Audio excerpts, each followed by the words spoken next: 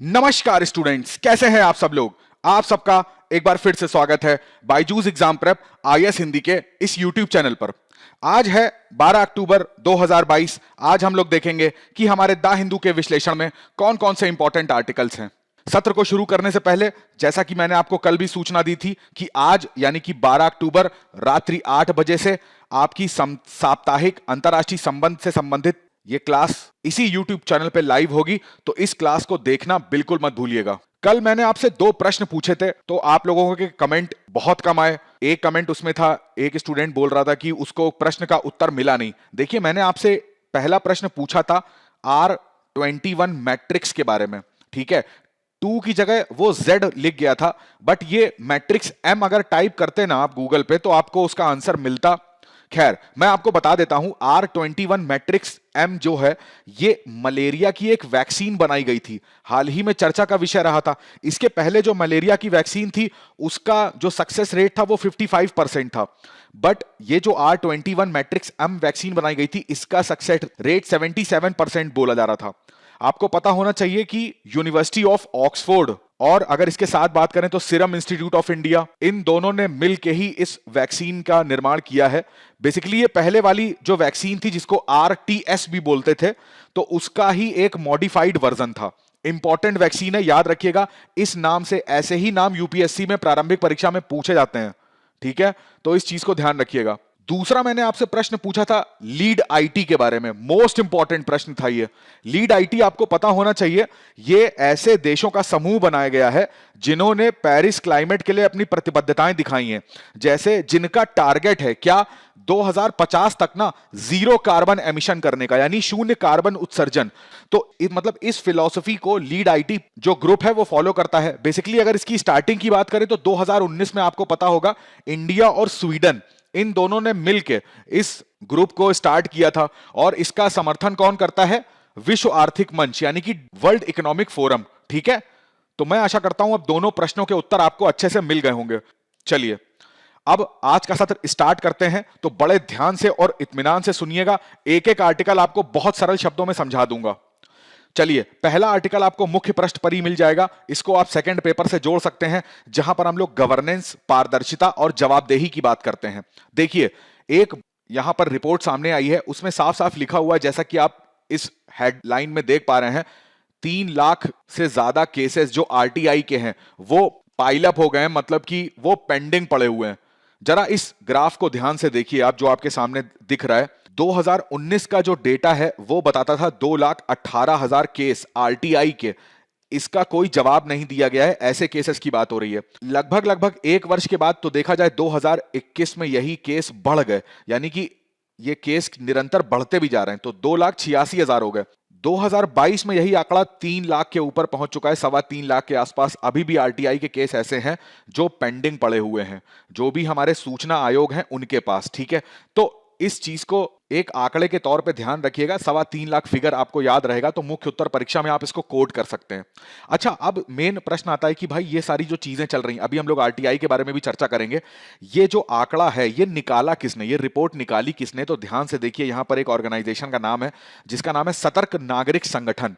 बहुत बार आप इसका नाम सुनते होंगे, जब भी आरटीआई के बारे में कोई आंकड़े निकालने की बात आती है तो ये अपनी रिपोर्ट जरूर देते हैं। तो इसको भी याद रखिएगा, सतर्क नागरिक संगठन, ये भी एक एनजीओ की तरह काम करता है, ठीक है।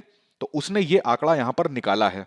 चलिए अब थोड़ा सा आरटीआई को लेके बात करते हैं। आरटीआई क्या है? राइट टू इंफॉर्मेशन, ठीक है। सबको पता है, आपने इस बारे में पढ़ भी रखा होगा। 2005 में भारत सरकार ने इसके ऊपर एक एक्ट बना दिया था, सूचना का अधिकार अधिनियम 2005 के बारे में भी, के नाम से भी इसको जानते हैं। अब देखिए, इसकी थोड़ी सी हिस्ट्री जानते हैं कि इसका बैकग्राउंड क्या रहा है। इसका बैकग्राउंड ये रहा है कि 1987 डेट है, इंपॉर्टेंट डेट है, आपको पता होनी चाहिए। राजस्थान के अंदर एक प्रकरण देखा गया कि वहां पर जो मजदूर थे वो एक कंपनी में जॉब करते थे, बट कंपनी ने क्या किया कि उनको सैलरी नहीं दी, यानी कि जो वेतन था वो दिया नहीं। अब क्या हुआ कि जब मजदूरों ने इस कंपनी से पूछा कि भाई हमको आपने वेतन क्यों नहीं दिया, तो कंपनी के जो मेंबर्स थे, जो डायरेक्टर्स थे, उनका ये कहना था कि आपने जो काम करा है ना वो सही काम नहीं करा है, आपने ठीक काम नहीं करा है, ठीक है। तो इस वजह से आपका जो सैलरी है वो हम नहीं दे पाएंगे आपको। अब मजदूरों में इस चीज को लेकर विरोध होने लग गया। तो उस टाइम पे एक बहुत इंपॉर्टेंट संगठन था जिसको बोलते हैं मजदूर किसान शक्ति संगठन। इस संगठन ने ये जो मजदूरों की आवाज थी इसको उठाया, अब थोड़ा सा विरोध प्रदर्शन करना स्टार्ट किया। जब विरोध प्रदर्शन कंपनी ने ऐसा देखा कि भाई ये बहुत सीरियस हो रहा है विरोध, तो वहां के जो कंपनी के अधिकारी थे वो इन मजदूरों से बात करने आए, बेसिकली इसी संगठन से बात करने आए। तो जब इस संगठन ने कहा कि आप हमें डॉक्यूमेंट्स दिखाइए, आप हमें कागज दिखाइए कि किस मजदूर ने कितना काम किया है, या जो आप बोल रहे हैं किस मजदूर ने कितना काम नहीं करा है, वो जरा डॉक्यूमेंट्स दिखाइए आप मुझको। तो कंपनी के अधिकारियों ने जब ये डॉक्यूमेंट्स इनको दिखाए, तो यहां पर इस संगठन ने पाया कि एक्चुअली में कंपनी के अंदर अधिकारियों के बीच में ही भ्रष्टाचार हुआ है। ठीक है, यहां जो डॉक्यूमेंट्स हैं ये फर्जी बनाए गए हैं। तो जब ये चीज सामने आई ना, तो फिर यहां पर बहुत बड़ा विरोध प्रदर्शन हुआ, और इसमें जो भ्रष्टाचार सामने आया वहां से लेकर ये मांग उठने लगी कि भाई सूचना, सूचना का मतलब होता है इंफॉर्मेशन, यानी कि एक आम व्यक्ति को पता तो होना चाहिए ना कि उसके पैसे से या जो भी सरकार नियम कानून बना रही है तो उसके पीछे काम क्या चल रहा है। अब मान लीजिए कोई ब्रिज की बात करते हैं, कोई पुल बनाया गया, तो वो पुल जो था उसमें क्या क्या मटेरियल लगा, उसमें कितना खर्चा आया, इसको कब खत्म करेंगे, सरकार का टारगेट क्या है, कितने इंप्लॉयज इसमें काम कर रहे हैं, कितने का टेंडर ये उठा था। तो ये सारी जो इंफॉर्मेशन होती है इसी को हम लोग क्या बोलते हैं, सूचना। तो जब भी लोकतंत्र की बात होती है ना, आरटीआई का आर्टिकल जब भी आप पढ़ते होंगे तो आप इस शब्द को जरूर सुनते होंगे कि जब भी लोकतंत्र की बात होती है तो लोकतंत्र का केवल मतलब ये नहीं होता है कि भाई सबको वोट देने का अधिकार है, महिला हो पुरुष हो, तो कोई भी व्यक्ति जो सरकार चुनेगा वो उसी के द्वारा चुनी जाएगी, सरकार उसी के लिए काम करेगी। केवल यही लोकतंत्र का मतलब नहीं होता है। लोकतंत्र का मतलब यह भी होता है कि जो लोग, जो व्यक्ति अपनी सरकार को चुनते हैं, तो सरकार में यहां पर दो शब्द याद रखिएगा, दो शब्द लिख रहा हूं, एक है जवाबदेही और दूसरी है पारदर्शिता। ये भी लोकतंत्र के अंदर उतने ही आवश्यक होते हैं। और जवाबदेही कब होगी, जब भाई किसी से प्रश्न पूछा जाएगा, जब हमें सरकार यही अधिकार नहीं देगी कि वो कोई भी लॉ बना रही है, वो कोई भी अधिनियम बनाती है, वो कोई भी किसी भी जगह कोई निर्माण कार्य कर रही है, तो हमें प्रश्न पूछने की आजादी होनी चाहिए कि आप लोग काम कैसे करते हैं, कैसे अपने जो फाइनेंस है उसका स्ट्रेटजी उसके लिए कैसे बनाते हैं। ठीक है, तो जब हम प्रश्न पूछेंगे तभी सरकार की जवाबदेही होगी। अगर जवाबदेही नहीं हो रही है तो फिर काहे का लोकतंत्र, तो फिर उसको बोला जाएगा कि भाई वो तो तानाशाही है कि हम प्रश्न नहीं पूछ सकते, सरकार जो उसका जवाब नहीं दे सकती, तो फिर वहां पे पारदर्शिता भी नहीं दिखेगी। तो ये दो शब्द जरूर याद रखिएगा, कभी भी आरटीआई के ऊपर आपको मुख्य उत्तर परीक्षा में या निबंध लेखन में आता है या फिर आपसे इंटरव्यू में प्रश्न पूछा जाता है, तो जवाबदेही और पारदर्शिता ये भी लोकतंत्र में होना बहुत जरूरी होता है। और इन्हीं दोनों मूल्यों को रखने के लिए क्या हुआ था कि राइट टू इंफॉर्मेशन जो था इसके बारे में आवाज तेज हुई। जब यहां से 1987 से ये उठी आवाज, और तब 2005 में जाकर क्या हुआ था कि इस पे क्या करा गया, अधिनियम बना दिया गया। तो उसी को क्या बोलते हैं, सूचना का अधिकार अधिनियम। अब देखिए ये मैंने ऑफिशियल वेबसाइट से लिया है, तो इस चीज को भी ध्यान रखिएगा। अब ये जो राइट टू इंफॉर्मेशन एक्ट है ना, ये किस मंत्रालय के अंतर्गत आता है, तो इसको भी याद रखिएगा, कार्मिक और प्रशिक्षण विभाग जो है, कार्मिक लोक शिकायत और पेंशन मंत्रालय, तो इसके अंडर में ये अधिनियम आता है, उसी के द्वारा ये शुरू करा गया था। तो ये भी इंपॉर्टेंट है, प्रारंभिक परीक्षा में आपसे पूछ सकते हैं। मूल उद्देश्य क्या है, तो नागरिकों को सशक्त बनाना। अब सशक्त नागरिक कैसे बनेंगे, उनको पता तो होना चाहिए ना कि सरकार जो है वो जो काम कर रही है वो कैसे कर रही है।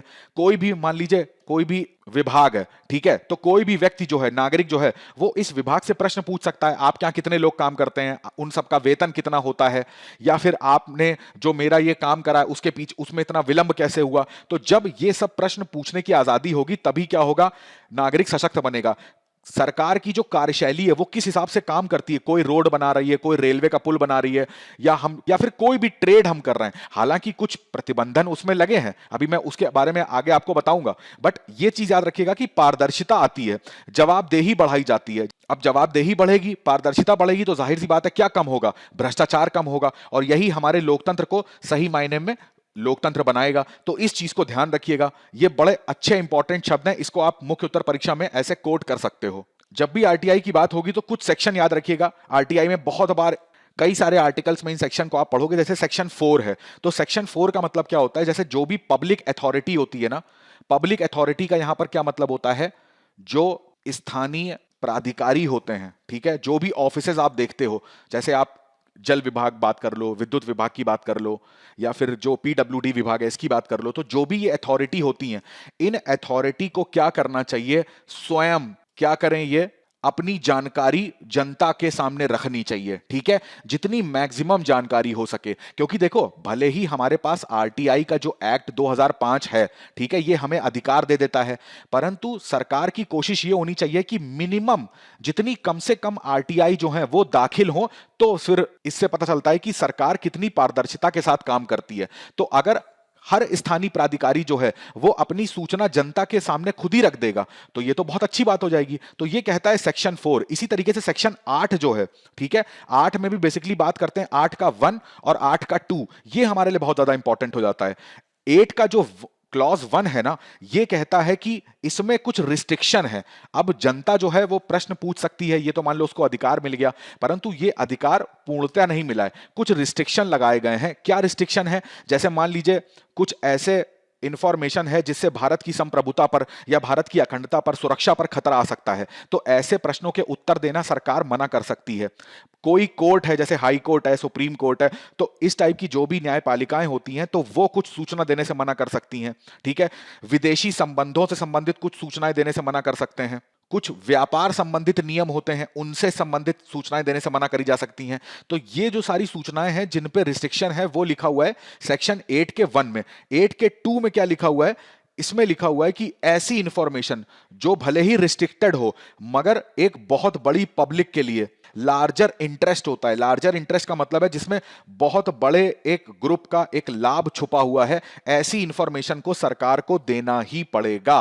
तो 4th वाला सेक्शन जिसमें से है कि पब्लिक अथॉरिटी स्वयं यह इंफॉर्मेशन दे, 8th के 1 में है रिस्ट्रिक्शन लगा है, और 8th के 2 में है जहां पर बहुत ज्यादा बड़े एक मास का एक हित छुपा होता है, तो उस हित के संदर्भ में आपको सूचनाएं देनी पड़ेंगी। ठीक है, तो ये तो हमने आरटीआई के बारे में चर्चा कर ली। अब चर्चा कर लेते हैं थोड़ा सा इस आर्टिकल के बारे में कि आर्टिकल में बेसिकली ये बताया क्या गया है। आर्टिकल में जैसा मैंने आपको पहले बताया कि हेडिंग बताई गई है कि जो ये आरटीआई होती हैं ये बहुत ज्यादा पेंडिंग हो चुकी हैं। मैंने आपको बताया कि 2022 में 3.25 लाख के आसपास जो आरटीआई हैं वो पेंडिंग पड़ी हैं। अब इस पेंडिंग के पीछे का कारण क्या है? तो देखिए, सबसे पहला यहां पर कारण राइटर जो है वो ये बताते हैं कि यहां पर क्या हुआ कि कोविड-19 हुआ, तो कोविड-19 में यहां पर हुआ लॉकडाउन। अब लॉकडाउन में क्या हुआ, आपको पता होना चाहिए आरटीआई को, जैसे मान लीजिए मैं किसी विभाग के बारे में कोई इंफॉर्मेशन चाहता हूं, तो मैं एक आरटीआई दायर करूंगा, तो ये जो आरटीआई है वो स्टेट, जैसे राज्य के अपने इंफॉर्मेशन कमीशन होते हैं, इसी तरीके से जो सेंट्रल इंफॉर्मेशन कमीशन होते हैं, तो दोनों के अपने अपने इंफॉर्मेशन कमीशन होते हैं। ठीक है, तो वहां पर दायर करी जाती है, और उसमें भी कौन इसको देखता है? जो पीआईओ ऑफिसर होता है। पीआईओ ऑफिसर का मतलब है पब्लिक इंफॉर्मेशन ऑफिसर। तो कोई भी व्यक्ति इस ऑफिसर के पास जाएगा अपनी आरटीआई लेके, और इस ऑफिसर का यह कर्तव्य होगा कि ये क्या करे, ये उस व्यक्ति को रिप्लाई करे। कितने दिनों में? 30 दिन इसकी समय सीमा रखी गई है। और इसमें भी यदि मान लीजिए किसी व्यक्ति की लाइफ के बारे में, उसके जीवन के बारे में, उसकी लाइफ से संबंधित कोई मामला आता है, तो उसको 48 घंटे के अंदर ही जवाब देना पड़ता है। ठीक है, तो ये जो व्यक्ति है पब्लिक इंफॉर्मेशन ऑफिसर, ये जिम्मेदार होता है यहां पर जवाब देने के लिए। अब देखिए होता क्या है ना, कोविड-19 में जो लॉकडाउन हुआ, तो उस लॉकडाउन में यह देखा गया कि यहां पर लॉकडाउन के कारण बहुत सारे जो सूचना आयोग थे वो अपना कार्य सुचारू रूप से कर नहीं पा रहे थे। तो इस वजह से वहां पर केसेस की जो है पेंडिंग होते चले गए। अब जैसे बिहार हो गया, मध्य प्रदेश हो गया, नागालैंड हो गया, इनमें ऐसा देखा गया कि इनके जो सूचना आयोग की वेबसाइट थी, मान लीजिए घर बैठ के कोई आदमी ऑनलाइन आरटीआई फाइल करना चाहता है, तो ऑनलाइन इनकी वेबसाइट चल ही नहीं रही थी इन 3 राज्यों की, तो उसका भी एक बर्डन यहां पर बहुत ज्यादा पड़ गया। अब जैसे यहां पर राइटर बताते हैं कहां कहां पर और दिक्कत आई, जैसे झारखंड और त्रिपुरा की बात करते हैं। यहां पर क्या हुआ, इन 2 राज्यों में झारखंड की बात करें तो 29 महीने और त्रिपुरा की बात करें तो 15 महीने, ये जो यहां पर आयोग थे, सूचना आयोग, ये पूरी तरीके से ये काम ही नहीं कर रहे थे, ये बंद पड़े हुए थे यहां पर। अब मणिपुर, तेलंगाना, वेस्ट बंगाल, आंध्र प्रदेश, यहां पर क्या था, यहां पर जो सूचना आयोग थे वो विदाउट चीफ अपना काम कर रहे थे। महिलाओं की जहां तक यहां भागीदारी की बात होती है, तो केवल 5% महिलाएं जो ऐसी हैं जो इन सूचना आयोगों में काम करती हैं। दूसरा, यहां पर यह बताया जाता है कि जो ये सूचना आयोग है ना, ये अपनी कैपेसिटी से, यानी जितनी इनको होता है ना कि मैन पावर देनी चाहिए, उससे कम मैन पावर में काम करते हैं, यानी कि कम कार्यबल के साथ काम करते हैं। यहां पर वैकेंसी बहुत ज्यादा है, इनको चाहिए बहुत ज्यादा व्यक्ति, परंतु यहां पर नियुक्ति बहुत कम होती है। दूसरा, यहां पर राइटर बताते हैं कि क्या होता था, ये जो सूचना आयोग है, तो इसके लिए क्या बोला गया है कि इसका फैसला क्या होगा, अंतिम होगा। ये जो भी फैसला लेता है वो क्या होता है, अंतिम होता है। बट अब देखा जाता है कि कई बार जो हमारी कोर्ट्स होती हैं वो इनके फैसले को निरस्त कर देती हैं, उस पर क्या होता है कि स्टे लग जाता है। तो एक ये भी कहीं ना कहीं जो केस है जो सॉल्व हो गया था, अब वो क्या हो गया, फिर से पेंडिंग हो गया। अब वो वापस कोर्ट में चलेगा, ठीक है, अब उसमें और टाइम लगेगा। तो एक आरटीआई जिसका फैसला यहां पर हो सकता था, तो उसका भी फैसला नहीं हो पाया। प्लस यहां पर यह भी कंप्लेन करी जाती है कि भाई यहां पर बहुत सारी आरटीआईज ऐसी आती हैं ना, जो क्या होती हैं, फर्जी होती हैं, जिसमें जिसका कोई अर्थ नहीं होता, मीनिंगलेस आरटीआई लोग दायर कर देते हैं और उसका आंसर देना पड़ता है। तो एक एक्स्ट्रा बर्डन यहां पर जो सूचना आयोग के सदस्य होते हैं उन पे पड़ जाता है।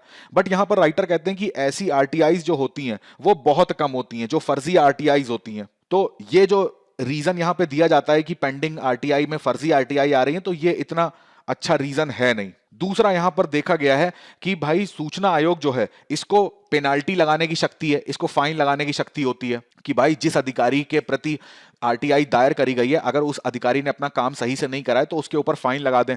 परंतु यहां पर देखा गया 95% जो पेनाल्टीज होती हैं वो ये लोग लगाते ही नहीं है। जहां पर सही में लगानी चाहिए पेनाल्टी, वहां पर ये पनिशमेंट करते ही नहीं है। तो दूसरा, जो बैकलॉग केसेस की बात करी, पेंडिंग होते चले जाते हैं केसेस, जैसे यहां पर कोर्ट ने स्टे लगा दिया तो वो पेंडिंग हो गया, ठीक है। तो इस तरीके से जो पेंडेंसी है वो भी बढ़ती जाती है। और यहां पर जो वर्क फोर्स है, ये मेन रीजन है कि वो अपनी फुल कैपेसिटी से काम नहीं करता है, क्योंकि यहां पर वर्क फोर्स बहुत कम है। इस ग्राफ को याद रखिएगा, इसको आप मुख्य उत्तर परीक्षा में यूज कर सकते हैं। चलिए अगला आर्टिकल देखिए, यह भी आपको प्रश्न संख्या 1 पे मिलेगा। इसको आप थर्ड पेपर से जोड़ सकते हैं, जहां पर हम लोग आर्थिक विकास की बात करते हैं। देखिए यहां पर अब ये जो आर्टिकल है ना, अब आईएमएफ ने क्या करा है कि इंडिया की ग्रोथ रेट को 6.8% बताया है इस फिजिकल ईयर में, ठीक है। तो यहां पर ये आर्टिकल इंपॉर्टेंट हो जाएगा कि मेंस में आप इसको कोट करेंगे, क्योंकि देखिए प्रारंभिक परीक्षा में क्या होगा, जब तक प्रारंभिक परीक्षा होगी हो सकता है आईएमएफ का एक नया आंकड़ा सामने आ जाए।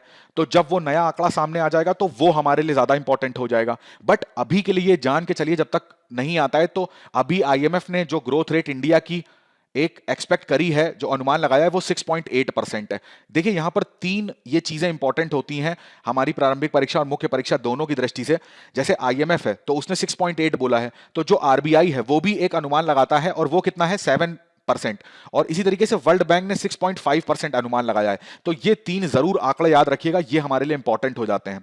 चलिए आईएमएफ की बात करते हैं। तो सबसे पहले देखिए आईएमएफ का हेडक्वार्टर कहां पे आपको मिलेगा, ये मिलेगा आपको वॉशिंगटन डीसी में, ठीक है। चलिए कमेंट करके बताइए, ये जो वॉशिंगटन में डीसी लिखा होता है इसका मतलब क्या होता है, what is the full form of DC. देखिए अब हुआ क्या यहां पर ना, कि ये जो आईएमएफ ने ग्रोथ रेट निकाली 6.8%, तो यहां पे लिखा हुआ है कि कट्स इंडियाज ग्रोथ, यानी कि पहले इन्होंने इससे बड़ी ग्रोथ रेट बताई थी, बट उसको कट करके कितना कर दिया, 6.8% कर दिया। अगर जैसे अभी जो मार्च 2022 में जो हमारा पिछला वित्तीय फाइनेंशियल ईयर जो था हमारा, वो खत्म हुआ है, तो उसमें देखिए उसमें हमारी ग्रोथ रेट कितनी रही है, 8.7% यहां पर लिखा हुआ है, ठीक है। तो अब हमारी आने वाले ग्रोथ रेट कितनी हो जाएगी, 6.8% हो जाएगी। तो इस चीज को भी ध्यान रखिएगा।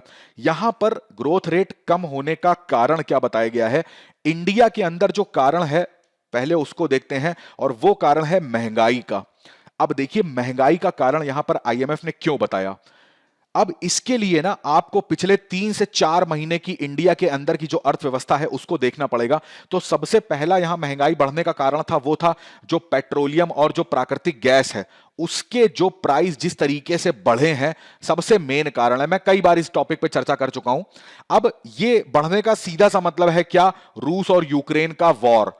अब रूस यूक्रेन का वॉर हो रहा है, तो रूस पे कई सारे देशों ने प्रतिबंध लगा दिया कि भाई इससे तेल नहीं खरीदना है। अब तेल अगर कोई इससे खरीदता है तो उस देश के ऊपर भी प्रतिबंध लगता है। दूसरा, जब एक तेल का विकल्प खत्म हो चुका है, तो अब तेल लिया कहां से जाएगा? अब लिमिटेड विकल्प हो जाएंगे। तो जब मार्केट में दुकानें कम होंगी तो वो दुकानें अपने मनचाहे रेट से सामान बेचेंगी। तो यहां पर एक रेट बढ़ने का कारण यह भी है, अब पेट्रोल या जो क्रूड ऑयल कच्चा तेल होता है, कच्चा तेल अगर एक बार भी उसके रेट बढ़े ना, तो वो कच्चे तेल के रेट बढ़ने से कितनी सारी चीजों में प्रभाव पड़ता है। एक तो हमारा जो पेट्रोल डीजल है वो महंगा होता है, उसके साथ साथ अब जो ट्रकों से सामान एक जगह से दूसरी जगह जाता है तो अब उसमें पड़ता है डीजल, वो महंगा है, तो वो सारे सामान महंगे हो जाते हैं। ठीक है, अब अगर एक बार मूलभूत आवश्यकताएं यानी दूध, दही, खाद्यान्न ये सब महंगा हो जाता है ना, तो फिर इसका असर एक आम इंसान पे पड़ने लगता है और उसी से क्या हो जाती है, महंगाई बढ़ जाती है। अब जैसे जो हमारी महंगाई है, हमको पता है कि 4 ± 2% यानी कि टोटल 6% से ज्यादा नहीं होनी चाहिए। अब महंगाई 6.9% के आसपास पहुंच गई है। तो जब महंगाई इस अपर लेवल को क्रॉस कर गई है, तभी आईएमएफ ने क्या बोला कि इंडिया में जो महंगाई जो अपर इनका टारगेट था उसको क्रॉस कर चुकी है। उस वजह से यहां पर क्या है, इसकी ग्रोथ रेट 6.8% हो जाएगी। अब महंगाई बढ़ेगी तो आदमी क्या करेगा, अपने पैसे बचाने की कोशिश करेगा। जब पैसे बचाने की कोशिश करेगा तो वो चीजें कम खरीदेगा, चीजें कम खरीदेगा तो मार्केट में चीजें जब कम बिकेंगी तो उनका जीडीपी में योगदान कम हो पाएगा। तो सबसे मेन कारण क्या रहा, महंगाई का।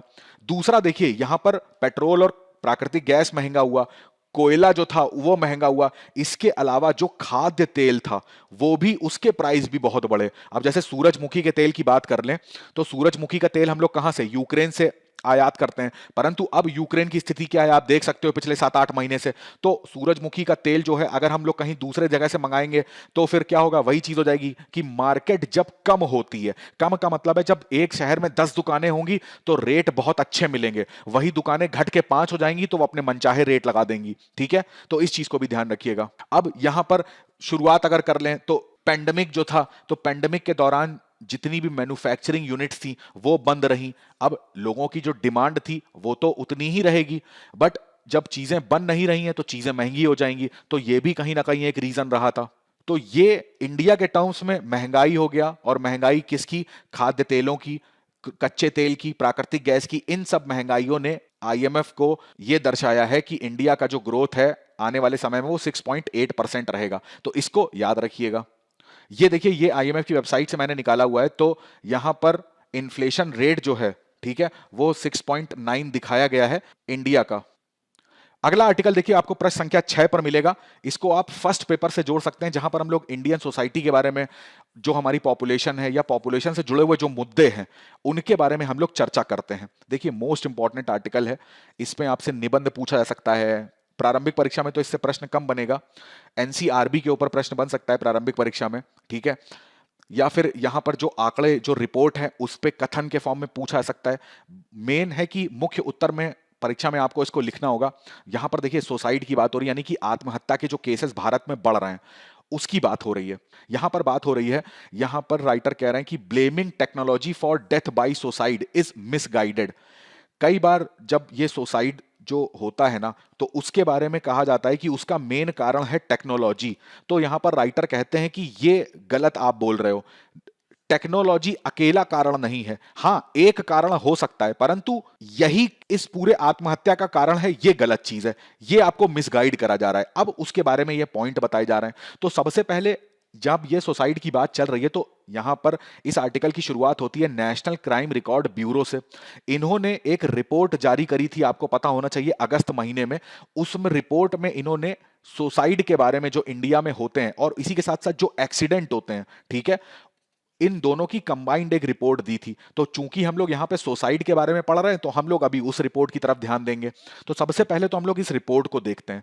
इस रिपोर्ट का नाम याद रखिएगा, भारत में आकस्मिक मृत्यु और आत्महत्या रिपोर्ट 2021। लॉन्च अभी हुई है, परंतु इसमें आंकड़े 2021 के हैं। ठीक है, अब देखिए, ये जो एनसीआरबी है इसने एक रिपोर्ट निकाली। मैंने ये सारी जितने भी अब आपको ये टेबल्स दिखाऊंगा, ये सारी ऑफिशियल रिपोर्ट से ही निकाली हुई है। तो एकदम ऑथेंटिक डेटा है।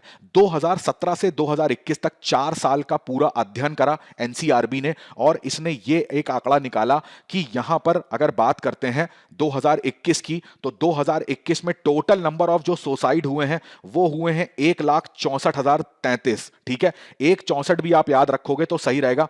देखिए 17 से लेकर अभी तक देखिए सुसाइड की संख्या क्या होती जा रही है, निरंतर बढ़ती जा रही है। तो ये जो आंकड़ा है ये हमारे लिए इंपॉर्टेंट हो जाता है। दूसरा मोस्ट इंपॉर्टेंट आंकड़ा यहां पर देखिए स्टेट दिखाए गए हैं कि कहां पर मैक्सिमम सुसाइड होते हैं। तो मैक्सिमम सुसाइड की जब बात करते हैं तो आप यहां पर देख पा रहे होंगे, महाराष्ट्र की अगर अकेले बात करेंगे तो सबसे नंबर 1 पर जो आता है वो महाराष्ट्र आता है। दूसरे नंबर की बात करेंगे तो तमिलनाडु आता है। तीसरे नंबर पे मध्य प्रदेश है। चौथे नंबर पे वेस्ट बंगाल है। और पांचवें नंबर पे कर्नाटका आता है। कनाडा निकल रहा था मेरे मुंह से, ठीक है, कर्नाटका आता है पहले नंबर पे। ये ध्यान से इसको देखो, ध्यान से, अगर ये पांचों स्टेट को मिला दिया जाए तो पूरे इंडिया में जो अभी मैंने आपको बताया 1,64,000 सुसाइड हो रहे हैं, उसके 50% से ज्यादा अकेले इन्हीं 5 राज्यों में सुसाइड हो रहे हैं। ठीक है, तो इस चीज को भी याद रखिएगा, ये कथन आपसे पूछ सकते हैं। अगर ये तो बात हो गई राज्यों की। अगर मैं केंद्र शासित प्रदेशों की बात बताऊं तो उसमें सबसे ज्यादा सुसाइड जो है वो दिल्ली में होता है और सेकंड नंबर पे पुडुचेरी आता है। इस चीज को भी ध्यान रखिएगा। ये सब ग्राफ बहुत ज्यादा इंपॉर्टेंट है, मैं यहां लिख भी दे रहा हूं, मोस्ट इंपॉर्टेंट। देखिए अब बात आती है कि जो ये आत्महत्याएं होती हैं, जो सुसाइड व्यक्ति कर रहा है, तो उसके पीछे का कारण क्या है। इसको भी एनसीआरबी ने अध्ययन किया और अध्ययन करके ये पाया कि यहां पर जो कारण रहे हैं उसमें से सबसे प्रमुख कारण कौन सा रहा है। तो देखिए सबसे पहला जो प्रमुख कारण है वो क्या यहां पर है, फैमिली प्रॉब्लम्स, यानी कि जो पारिवारिक समस्याएं होती हैं ना, तो ये सबसे बड़ा, इसका 33% सुसाइड केसेस केवल इसी कारण की वजह से होते हैं। दूसरा कारण यहां पर देखिए बीमारी है। 18.6% जो सुसाइड इंडिया में होते हैं वो किसी बीमारी के कारण होते हैं। अब मान लीजिए कोई व्यक्ति है, ठीक है, उसको एक ऐसी बीमारी है जो असाध्य है, जिसका सॉल्यूशन नहीं निकल सकता, या फिर वो बहुत ज्यादा पेन में है, बहुत ज्यादा दर्द में है, तो वो इस विकल्प को चूज कर लेता है। तीसरा यहां पर देखिए मेन कारण क्या है, ड्रग अब्यूज या एल्कोहलिक एडिक्शन से। यानी कि कोई व्यक्ति है, अब वो इतना ज्यादा ड्रग एडिक्ट हो चुका है, अब उसके पास कभी पैसे नहीं रहते तो वो उस चीज का सेवन नहीं कर पाता है, तो उसका जो शरीर है वो उसके अकॉर्डिंग उसे लगता है कि अब मेरे लिए कोई विकल्प नहीं बचा है, तो वो इस रास्ते को चूज कर लेता है। और चौथा देखिए क्या है, चौथा में सबसे ज्यादा जो सुसाइड होते हैं वो मैरिज रिलेटेड, यानी कि विवाह संबंधी जो इश्यूज होते हैं उन पे होता है। अब विवाह संबंधी इश्यूज में अगर महिला है तो महिला का केस क्या होगा, दहेज उत्पीड़न का यहां पर केस बताया गया है कि जो उसके घर वाले हैं उसका मानसिक रूप से या शारीरिक रूप से शोषण करते हैं, तो फिर वो ये विकल्प चुन लेती है। ठीक है, लव अफेयर्स की बात करते हैं तो वहां पर इसका नंबर 5वें पर आता है। ठीक है, बैंकरप्सी, किसी ने पैसा उधार लिया या दिवालिया हो गया, अपनी कंपनी स्टार्ट करी थी नहीं चल पाई, तो ये कुछ प्रमुख कारण याद रखिएगा 4 से 5 जो सबसे ज्यादा योगदान देते हैं किस चीज में, आत्महत्या में। सुसाइड के बारे में तो आपको पता चल गया, जो एनसीआरबी की रिपोर्ट थी वो भी आपको पता चल गई। अब थोड़ा सा जाते हैं अपने आर्टिकल की तरफ। ब्लेमिंग टेक्नोलॉजी, यहां पर राइटर क्या बताते हैं कि यहां पर बोला क्या गया, यहां पर टेक्नोलॉजी को ब्लेम क्यों करा जा रहा है। देखिए आजकल क्या होता है कि सोशल नेटवर्किंग साइट आपको पता है, फेसबुक, इंस्टाग्राम, ट्विटर, व्हाट्सएप, इन सब में आदमी इसको बहुत ज्यादा यूज करता है, बहुत ज्यादा लोगों के संपर्क में है, क्योंकि जिस तरीके से इंटरनेट सेवाओं का प्रचलन बढ़ा, मोबाइल सर्विसेज सस्ती हो गई, इंटरनेट सर्विसेज सस्ती हो गई, तो हर व्यक्ति के पास वो चीजें हैं। अब क्या होता है इसमें, इस टेक्नोलॉजी का यूज करके लोग क्या करते हैं, बुली करते हैं। बुली करने का मतलब यहां पर होता है परेशान करना। ठीक है, एक दूसरे की, जैसे एक मुहावरा है ना, टांग खींचना, उसका मजाक बनाना। तो इस तरीके से अब फेसबुक पे किसी ने कोई फोटो पोस्ट करी तो उसमें कमेंट किसी ने कर दिया, कोई ऐसा गंदा कमेंट कर दिया। अब जिसकी फोटो है उसको वो कमेंट देख के अच्छा नहीं लगा, तो एक तरह से उसके बात करी जाती है जो सेल्फ रिस्पेक्ट की, तो वो भी उसकी वहां पर हानि हो जाती है, उसके आत्मसम्मान को ठेस पहुंचती है। तो यहां पर बोला जा रहा है कि जो टेक्नोलॉजी है इससे मैक्सिमम जब आदमी परेशान हो जाता है ना इसका यूज करके, और वो आत्मग्लानि का शिकार हो जाता है, वो उसकी जो आत्मसम्मान है उसको जब ठेस पहुंचती है, लोग जब उसको परेशान करने लगते हैं सोशल मीडिया पर, ठीक है, उसकी मान लीजिए कभी कभी ऐसा आप देखते हैं कि किसी की आपत्तिजनक फोटो को शेयर कर दिया उससे बिना पूछे, तो ये सारी चीजें क्या करती हैं, फिर आदमी क्या करता है, क्या करेगा, उसके पास एक रास्ता बचा है सुसाइड का। परंतु राइटर यहां पर कहते हैं कि ऐसा नहीं है, आप केवल टेक्नोलॉजी को ब्लेम नहीं कर सकते, क्योंकि जब टेक्नोलॉजी नहीं थी तब भी यहां पर सुसाइडल होते थे। देखिए जैसे कॉलेज की बात करते हैं या फिर किसी ऑर्गेनाइजेशन की बात करते हैं, क्योंकि यहां पर सुसाइड के केस में तो हर उम्र का व्यक्ति यहां पर शामिल है। तो जिस भी संगठन में, ऐसा तो नहीं है कि आदमी जो है वो दूसरे का मजाक केवल ऑनलाइन बनाता है। कॉलेज में, स्कूल्स में कई बार ऐसा देखा जाता है कि बच्चे एक दूसरे का मजाक बनाते हैं। बड़ी बड़ी यूनिवर्सिटीज में मजाक बनाया जाता है। बहुत सारे ऐसे संगठन हैं जहां पर मान लीजिए कोई व्यक्ति है, वो अपनी जॉब करने किसी ऑफिस में जाता है, तो वहां पर उसके आत्मसम्मान को ठेस पहुंचती है। वहां पर कुछ ऐसा बुली उसके साथ करी जाती है जो उसको सहन नहीं होती है। तो टेक्नोलॉजी भी एक रीजन है और उसके साथ भी अलग अलग रीजन है। तो केवल टेक्नोलॉजी को ब्लेम करके हम क्या कर देंगे ना, कि हमें ये लगेगा कि भाई टेक्नोलॉजी को अगर हम कंट्रोल कर ले गए तो हम लोग सोसाइटी को कंट्रोल कर लेंगे, परंतु हम इससे केवल एक दिशा में काम करेंगे, उससे पूरी तरीके से सोसाइटी जो है वो मतलब ये कंट्रोल होगा नहीं।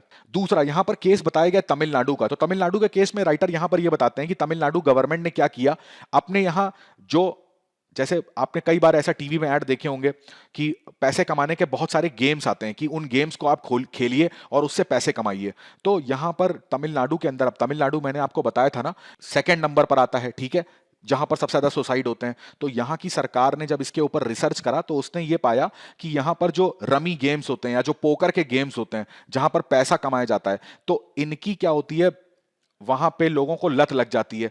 तो लत लगने के बाद क्या होता है, जब वो उसमें हारते हैं तो उनको बड़ा आत्मसम्मान में ठेस पहुंचती है, ईगो पे ठेस पहुंचती है। तो इस कारण की वजह से क्या है कि सुसाइडल केस वहां पर बहुत ज्यादा बढ़ रहे हैं। तो इस चक्कर में क्या हुआ, तमिलनाडु गवर्नमेंट ने ऐसे गेम्स को क्या कर दिया, अपने राज्य में बैन कर दिया।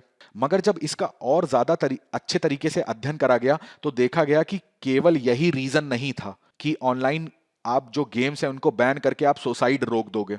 यहां पर यह बताया गया कि तमिलनाडु गवर्नमेंट ने अच्छे से उस चीज का रिसर्च नहीं करा। केवल इस गेम को बंद करने से इनको लगा कि हमने सॉल्यूशन निकाल लिया, जबकि ऐसा नहीं था। यहां पर राइटर ये बताते हैं कि जो सरकारें होती हैं ना, उनको करना क्या चाहिए इस चीज को लेके, उनको यहां पर जागरूकता फैलानी चाहिए। ठीक है, जागरूकता, देखिए लिखा हुआ है अवेयरनेस कैंपेन्स, ऐसी जागरूकता फैलानी चाहिए। ऐसे प्रोग्राम, कम्युनिटी सपोर्ट चाहिए। ऐसे एक राज्य है उसके अंदर कई सारे ऐसे समुदाय बना लीजिए, कोई युवा वर्ग का समुदाय है, कोई वृद्ध वर्ग का समुदाय है, कोई महिला का समुदाय है। इस टाइप के समुदाय जो हैं, यहां पर अगर कोई व्यक्ति मान लीजिए उसका कभी कोई उससे परेशान करने की कोशिश करता है या फिर उसे कभी अपने मन में हीन भावना आती है, तो वो इन सब समुदाय में जाके बैठ के अपनी प्रॉब्लम जो है वो डिस्कस कर सकता है। ठीक है, सरकार ऐसे कुछ हेल्पलाइन नंबर्स बनाए, जो हेल्पलाइन नंबर्स पूरे राज्य में सबको पता होने चाहिए कि अगर आपके मन में ऐसा कोई भी विचार आता है तो आप कम से कम इस हेल्पलाइन नंबर पे कॉल करके एक काउंसलिंग सेशन अटेंड करिए। उनको किसी ऐसे मानसिक रोग के विशेषज्ञ डॉक्टर्स होते हैं उनके साथ उनकी परिचर्चा करानी चाहिए। तो ये सब जब काम होंगे ना, तब एक्चुअली में जाके जो सुसाइड है उसको रोका जा सकता है। अब यहां पर देखिए लास्ट में बात होती है national tele mental health programme की। इसके बारे में जान लेते हैं, ये पूछा जा सकता है। देखिए यहां पर जो प्रोग्राम लॉन्च करा गया उसका नाम क्या था, अगर मैं इसको शॉर्ट फॉर्म में लिखूं तो उसको लिखते हैं टेली मानस। ठीक है, ये प्रारंभिक परीक्षा में आपसे पूछ सकते हैं, यहां पे मैं लिख भी दे रहा हूं प्रीलिम्स।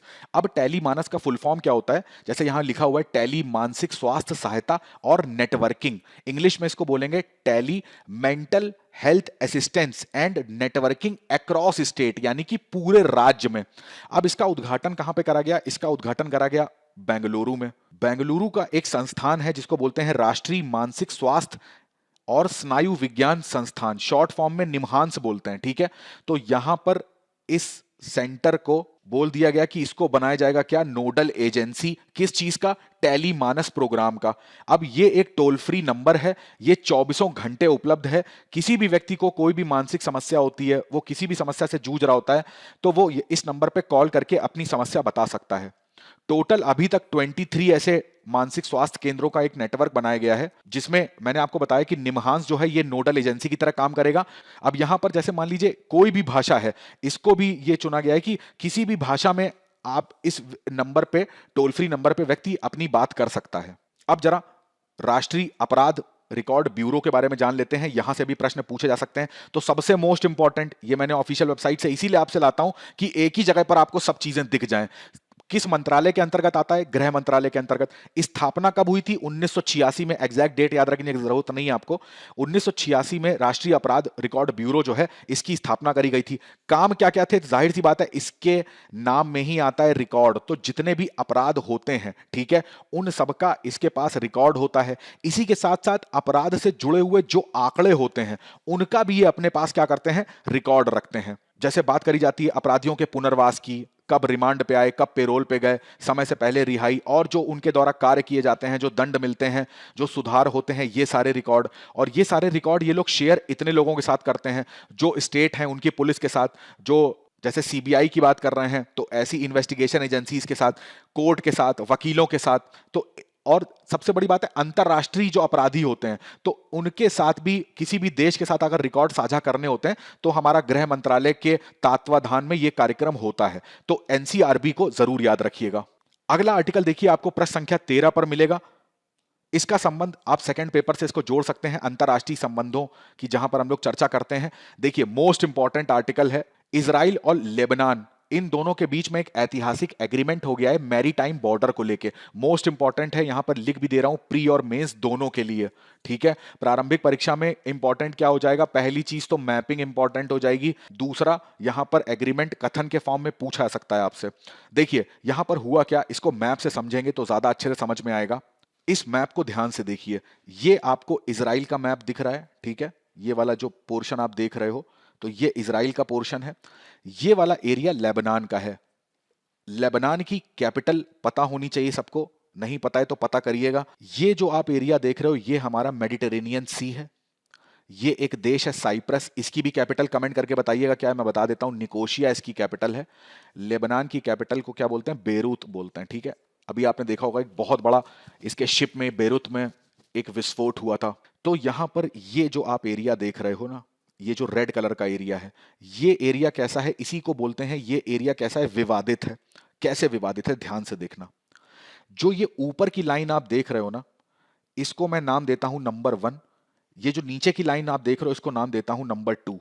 अब ध्यान से देखो, जो नंबर 1 लाइन है, तो नंबर 1 लाइन जो है ये वाली लाइन जिसको मैं येलो से बना दे रहा हूं, तो इजराइल कहता है कि ये हमारी एरिया में आती है। अब देखो इजराइल और लेबनान की सीमा ये है, तो जाहिर सी बात है यहां से जो इनका एक्सक्लूसिव इकोनॉमिक जोन होगा वो भी तो इस समुद्र के अंदर होगा।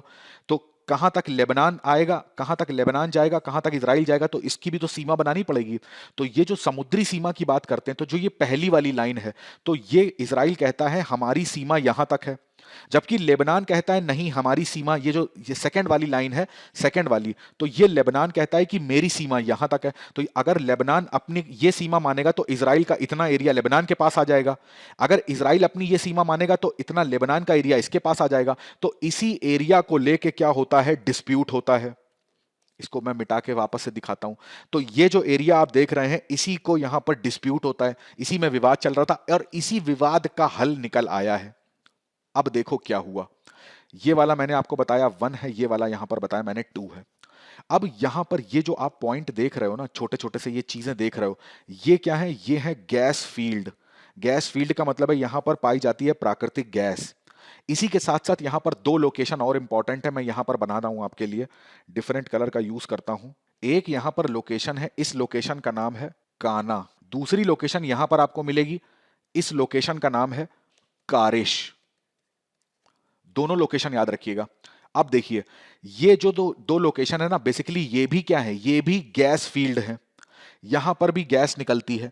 तो इन 2 लोकेशंस का विवाद हो रहा था कि भाई अगर मान लो ये वाली जो लाइन है इसको हम सीमा मान लेंगे तो ये जो कारिश है वो लेबनान के अंडर में चली जाएगी, काना भी लेबनान के अंडर में चली जाएगी। अगर हम इस वाली लाइन को सीमा रेखा मान लेंगे तो कारिश इजराइल के अंडर में आ जाएगी और काना का भी कुछ पोर्शन इजराइल के अंडर में आ जाएगा। तो यहां पर इसी विवाद को लेके एक समझौता हुआ और उस समझौते में यह डिसाइड हुआ क्या, कि अब जो ये कारिश है, ठीक है, कारिश जो गैस फील्ड है ये किसके कब्जे में आ जाएगी, ये इजराइल को दे दी जाएगी। जो काना है ये दोनों के ही अंडर में रहेगी। कैसे, इससे जो गैस निकालने का अधिकार है वो लेबनान को दे दिया गया है, परंतु इस गैस निकालने से जो रॉयल्टी आएगी उस रॉयल्टी की कुछ मात्रा ये किसको देंगे, इजराइल को देंगे। तो कम से कम यहां पर जो डिस्प्यूटेड एरिया था उसका अंत हो गया यहां पर। इस चीज को ध्यान रखिएगा, ये इंपॉर्टेंट है क्योंकि बहुत समय के बाद इजराइल और लेबनान के बीच में इस तरीके का एक समझौता हुआ है। मैपिंग की दृष्टि से तो मोस्ट इंपॉर्टेंट है, वो पूछ सकते हैं कि हाल ही में चर्चा में रहा कैरिश जो गैस फील्ड है वो कहां पर पड़ता है, कौन से देश का आधिपत्य है उसमें, तो यह भी याद रखिएगा। अगला आर्टिकल आपको प्रश्न संख्या 12 पे मिलेगा, इसको आप थर्ड पेपर पर्यावरण से जोड़ सकते हैं। देखिए यहां पर बात हो रही है किस इनिशिएटिव की, लाइफ इनिशिएटिव की।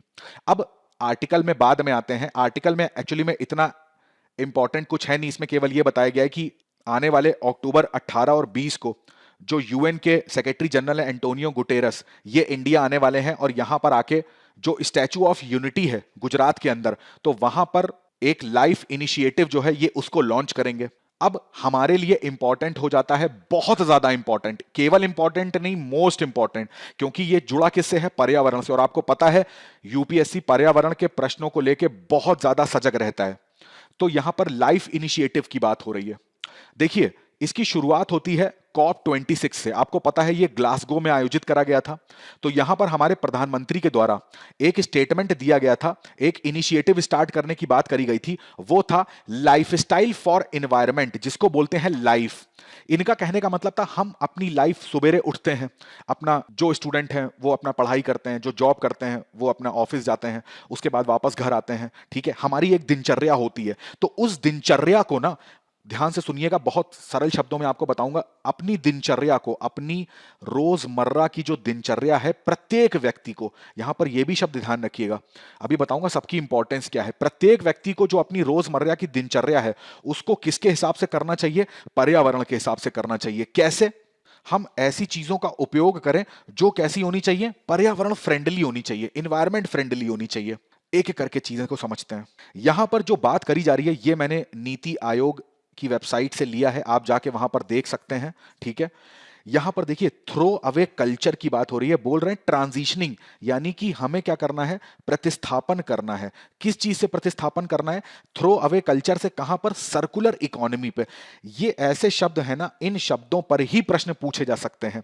देखिए थ्रो अवे कल्चर का मतलब क्या होता है, थ्रो अवे का मतलब क्या है, फेंक देना। हमने कोई मार्केट से सामान खरीदा, उसको यूज करा और फिर उसको क्या कर दिया, थ्रो कर दिया, उसको फेंक दिया। तो ये कल्चर को हमें खत्म करना है, यानी कि हम जो भी सामान खरीदेंगे उसको सर्कुलर इकोनॉमी की तरह करना है। सर्कुलर इकोनॉमी का मतलब क्या है, सर्कुलर इकोनॉमी का मतलब है कि जैसे उत्पादक जो था उसने कोई प्रोडक्ट बनाया, अब ये प्रोडक्ट बाजार में आया, बाजार में इसने, उपभोक्ता ने इस प्रोडक्ट का उपभोग किया, उपभोग करने के बाद वापस से क्या करा जाए, ये प्रोडक्ट उत्पादक के पास चला जाए, यानी कि इसका क्या कर दिया जा रहा है, रिसाइकिल करा जा रहा है, ठीक है।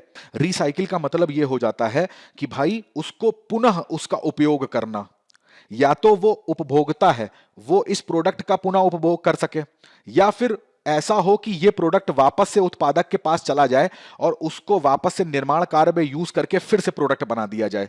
तो इस टाइप की जो अर्थव्यवस्था होती है उसी को हम लोग चक्री अर्थव्यवस्था के नाम से जानते हैं, जिसको हम लोग सर्कुलर इकोनॉमी कहते हैं, ठीक है। तो हमें इस कल्चर से इस कल्चर पे स्विच होने की जरूरत है। अब देखो ध्यान से, मैंने अभी आपको बताया, एक शब्द लिखा था कि प्रत्येक व्यक्ति, यहां पर ना देखो, पर्यावरण को बचाना केवल सरकार का दायित्व नहीं है। 130 करोड़ की पॉपुलेशन है, 130 करोड़ जो लोग हैं वो कितना ज्यादा पर्यावरण को हानि पहुंचाते हैं। तो केवल आप एक्सपेक्ट करो कि जो सरकार में लोग हैं वही नियम बना के सारी चीजें बदल देंगे, तो ऐसा नहीं होगा।